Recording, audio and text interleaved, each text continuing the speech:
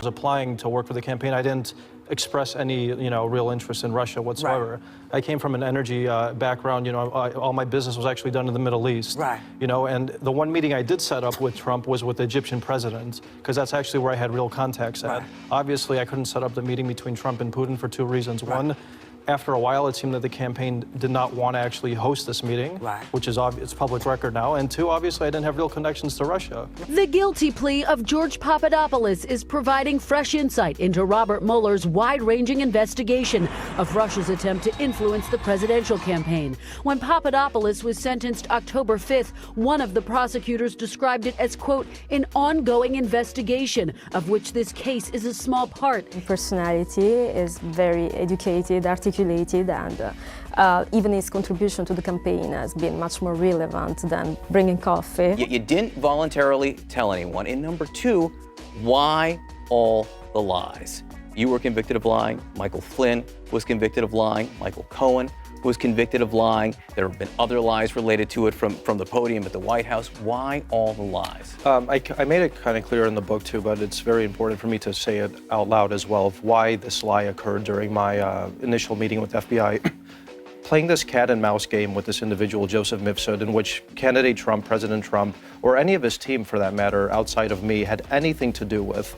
As I'm being asked questions about this person, the last thing I wanted to do was involve anyone on the campaign or the transition team or the president himself. So what I did was I distanced myself from this individual. I characterized him as a nobody, but somebody that should be looked into, because I wanted to basically do two things: help my country, look into this guy, but also not involve the president, because he had nothing to do with this person and he didn't deserve the scrutiny of what seemed to be a foolish meeting with this person.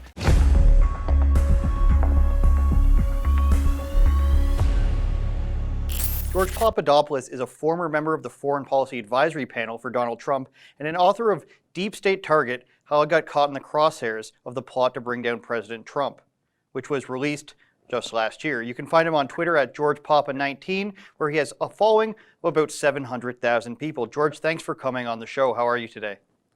Thanks so much for having me. It's a real pleasure. Now, start for the people who don't know, start by telling them how you were involved in the Trump campaign, because if you just do a quick search of you, I mean, your Wikipedia page, it's clearly biased. They make sure to call you a criminal, but they don't mention that you were spied on. I keyword searched spying. I mean, it's obviously on purpose. I think I can tell from that. But tell people how you got to this point now. Yeah, well, I'm glad you did mention Google and Wikipedia, because, the moment you Google, let's say, a prominent conservative voice on Google or Wikipedia, they're just going to basically spread as much disinformation and fake stories and news as possible, especially in my case, because it was at the center of a plot essentially to undo a presidential election. So what my story essentially comes down to was an earnest, hardworking analyst in Washington, D.C., working at a conservative think tank, along with very establishment-type personalities who had worked directly with George H.W. Bush, George W. Bush, and Reagan. People like Scooter Libby, who was the chief of staff to Vice President Dick Cheney, Doug Feith, Undersecretary of Defense under Rumsfeld. So I worked with these personalities for 5 years as an analyst in D.C. until the summer of 2015, when clearly there was a presidential election season around the corner. And I looked at the landscape. I saw what was happening in the United States and around the world.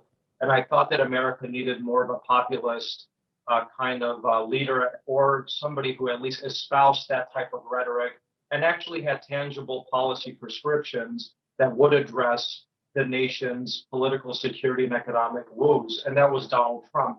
And also Ben Carson, I thought, had an interesting angle to play with. So I first joined Ben Carson's presidential campaign until he dropped out. And after Ben Carson drops out, I joined Donald Trump's campaign, and that's when the world's intelligence community fell in my lap.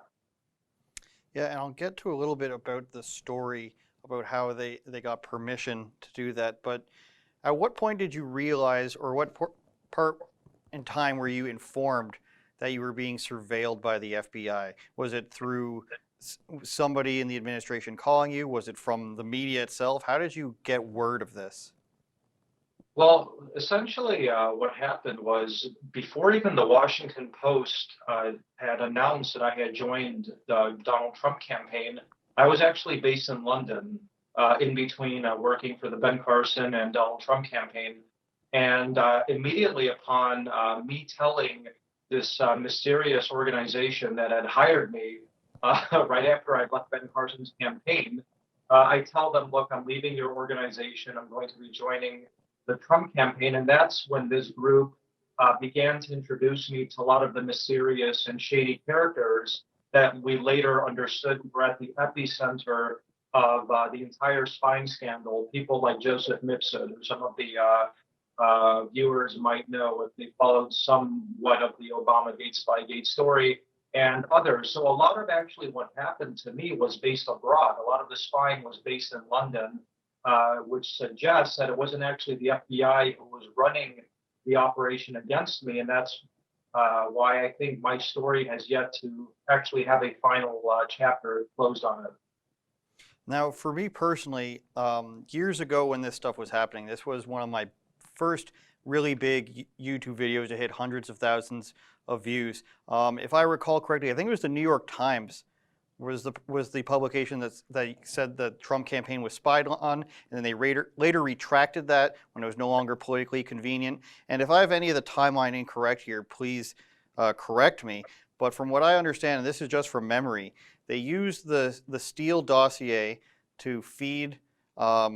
They fed that to certain publications. I believe Yahoo News is the one that always comes up, and they used that for the reason to do the surveillance, and then afterwards they did the unmasking. Is that the correct timeline there? Yeah, so essentially what was going on is that a paid foreign agent, an ex-MI6 official, Christopher Steele, was essentially on the payroll of the Clinton campaign. He was funds to basically dirty up the campaign and to spread propaganda and misinformation to both the FBI and to the US media. We know based on recent declassified documents that the FBI began to waver in their confidence of Christopher Steele once they learned that he was on the payroll of the Clinton campaign and that he was actually leaking information to the media, something that he should not have been doing. So this actually was utilized and weaponized, if you will, to then obtain search warrants and FISA warrants against individual members of the campaign, like Carter Page, who was then later utilized to spy on the entire campaign and to wiretap everybody. And if I'm not mistaken, they also, the people who authorize the unmasking are not unbiased individuals either. And for what I remember, I believe BuzzFeed was the first to publish the dossier, and then CNN piggybacked on it, and they said, "Oh no, we're just telling you what BuzzFeed says." And then you've got people like Clapper and Brennan; they're all saying Russiagate, Russiagate, Trump's a traitor, all this sorts of stuff. At what point did you realize that the media is not being truthful? Was it easy to point out right from the onset, or did you have to sort of like figure out who was a friend and who was a foe, if there were any friends for you at that time? Well, a couple. So I was actually at Trump's inauguration, where I was, meeting with the incoming White House Chief of Staff, Reince Priebus, to discuss, my potential role with the administration. And then just 2 days later, after I went to visit some family in Chicago, I found the FBI knocking on my family's door, and they made it very clear that they had been keeping tabs on me for a very long time. Something that I didn't understand why, but as somebody who loves my country, I thought if the FBI wanted to come talk to me, they're not trying to set up an American or somebody working for a presidential campaign. They're just looking to actually understand a potential, national security issue. So really fast upon this FBI interview, it looked like they were trying to set me up. I leave the interview, and that's when the media starts reaching out to me. They start asking me, has the FBI interviewed you? Has the FBI interviewed other people on the campaign? They started to detail information to me that would have been impossible to understand or know unless they were being fed information by the intelligence community. So right away, and this was, the early stages of Trump's presidency, I understood quite quickly that the media was in the lap, if you will, of the intel community, or at least they were there was some sort of working relationship with them with one end objective, and that was to harm Trump's presidency. That's what I saw. I never saw the media except a few conservative outlets, which were very up and coming in 2017, 2018, like the Daily Caller, which are now more established, reaching out to try and actually understand the true story. But, we really had our backs against the wall with the media completely biased against anyone associated with Trump's team. And they were looking for blood, never to get the actual real story out. Yeah, as a person who started following all of this, I feel like right when it happened, and that was probably one of the stories that I was most on top of in my short career up until now. It was pretty apparent where the allegiances lied in terms of having to tell the truth. I mean, I remember vividly Anderson Cooper being on TV and just the blatant. It's more of an omitting the truth than lying, in my opinion. And the way they pretended as if they didn't support what was going on, and the way that they claimed that they weren't actually publishing the information, and they didn't have any people in the FBI telling them anything. I found it incredibly suspicious at the time, and that's even before a lot of the stuff came out. Now, I'm sure you faced a hell of a lot of backlash and people criticizing you. What is your response when you're being your most level-headed self to people who say, well, why should I believe you? You were charged by the FBI. Look, let's look at a couple facts. The fact is there's a massive criminal inquiry ongoing for the last year by a special counsel now named John Durham, who's actually looking into the origins of the so-called Russia investigation. The John Durham, who's now a special counsel, and the former Attorney General William Barr both publicly refuted the Inspector General and the FBI regarding how this entire investigation started and whether it even had any basis. That's the first thing. The second point is the FBI lawyer who was in charge of my so-called case, Kevin Kleinsmith, he's pled guilty. He was indicted and he's looking at 6 months in prison for altering documents. He's actually been the first ex-FBI official who's been charged by the Durham investigation. And the third point I would make is that I've never met a Russian official in my entire life. I've never even traveled to Russia. So the notion that I would be part of some sort of a massive Russia criminal conspiracy is just baseless, nonsensical, and you can understand how in tune the media must have been with the intelligence community to even spread this fallacy about me and a couple other people on the campaign to basically confuse Americans to Russia, what I think was an impeachment effort of the president. So those are just some of the facts. And also, the only the lie, if you will, that the FBI charged me with or tried to muscle me into, and that's exactly what happened. I was really muscled into a plea agreement with the FBI after running out of money because I was unable to raise money publicly. It was basically because they said I misremembered when I met Joseph Gibson, and that's actually in the so-called charging document. So those are just some facts, and I think that's exactly why when the president pardoned me, not even Democrat lawmakers or even the media on the left was in an uproar about it, and they all were pretty uniform in their belief that there was some sort of shady behavior done against me and that my pardon was deserved. Well, George, we've never spoken before, we've never met each other, and I think it's pretty clear if somebody actually reads this stuff, and like I mentioned, I was reading it when it was first front page of the news everywhere, especially when you look at the actual details in the Russian dossier, how flimsy it is. Some parts of it look like it was written by a teenager from 4chan or something. The Trump in the hotel stuff and the prostitutes and all this stuff that's so ridiculous. And to run with that, I mean, there's so many levels here. You've got the Yahoo level, you've got the DNC level, you've got the FBI level, where it takes, I think, some sort of you have to pretend to take this seriously at some point. So I had a big problem with it. And of course, going forward, people being charged for it, I had a problem with it then. Now, you mentioned off the top about how hard it is for certain people or certain topics to be found on Google, social media, what have you. All the censorship we're seeing recently, and I've seen you tweet about it a little bit, especially leading up to the inauguration and around election season. Where do you think this is going? How far is it going? And where do you see it coming from?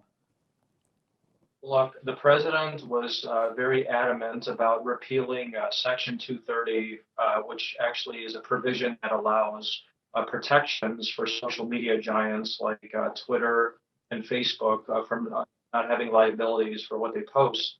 And this was shot down. It just really shows how powerful the social media lobby is against conservative voices, where the president and his efforts, when the Republicans actually held Congress, was unable to repeal this section. Shortly after the win by Joe Biden, we saw what Twitter and Facebook did to the president. Not only was it uncalled for, but it was, I think it sets a dangerous path forward for censorship of both politicians on the right and the left and everyday citizens, where they basically deactivated his accounts on Facebook and Twitter. I think the president had around 85 million followers on Twitter. Who knows how many followers he had on Facebook? And this situation that he found himself in, and prominent other conservative voices being suspended, censored, their accounts permanently taken off because they tweeted something that might have offended somebody on the left, or something that Facebook or Twitter says is fake information. Who is really the arbiter of truth? In this country, the Constitution protects your right to free speech, and that should be the arbiter of your freedom and your ability to speak whatever you would like to say. But unfortunately, because social media is working hand in hand with Democrat lawmakers and likely the Biden administration as a whole, their goal is to now stifle an opponent viewpoint and conservative voices. And I think this is something that we're going to be dealing with for the long term. I mean, they're already Amazon kicking Parler off its servers. Do you think it goes as far as to internet service providers or even cell phone providers? Do you think it actually will get that far? Look, I know Dan Bongino. He's a good friend of mine, and my understanding is that he was one of the big shareholders of Parler. So I'm following very closely what was going on with Parler, and I thought, okay, that's an interesting way to basically fight back a bit against Twitter, come out with your own platform, and then to actually see Google and Apple deplatform Parler. I did not expect that. I don't think many people expected it, and I don't know where this is leading. If it's going to go towards the mobile companies here as well, I simply don't have that answer. But seeing Parler deplatformed was almost more shocking than seeing the president's account taken off Twitter. Yeah, I hope it doesn't get that far, but I honestly wouldn't be surprised. I mean, there's no real option if the phone companies start going, because then they're going to say, hey, you still have Huawei that you can fall back on.